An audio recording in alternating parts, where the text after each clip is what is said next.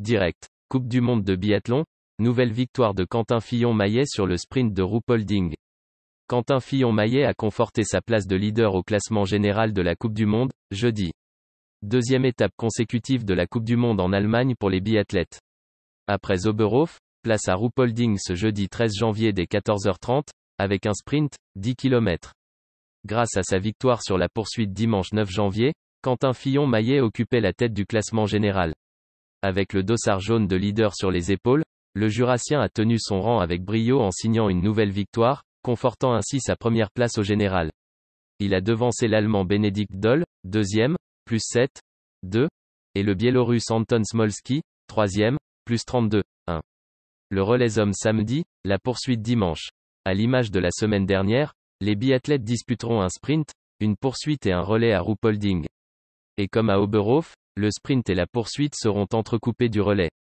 Comme Émilien Jacquelin et Quentin Fillon-Maillet samedi dernier, certains concurrents au gros globe de cristal pourraient faire l'impasse sur le relais de samedi. Quentin Fillon-Maillet en jaune. À la faveur de son succès sur la poursuite d'Oberhof, Quentin Fillon-Maillet a repris le dossard jaune de leader du classement général de la Coupe du monde à Émilien Jacquelin. Les deux Français sont séparés de 12 points au classement. Derrière, Sebastian Samuelsson et Tarjei Boe sont en embuscade. Les cadors norvégiens font l'impasse. Une nouvelle qui a de quoi ravir l'équipe de France. À 3 semaines des Jeux Olympiques, les meilleurs biathlètes norvégiens ont décidé de ne pas participer à l'étape de Ruhpolding afin de monter en puissance en vue de l'échéance olympique. Ainsi, Johannes Boe, Tarjei Boe, Vettel Christiansen et Sturla Lagrid ne figurent pas dans la sélection. Jacquelin et Fillon-Maillet partiront l'un après l'autre.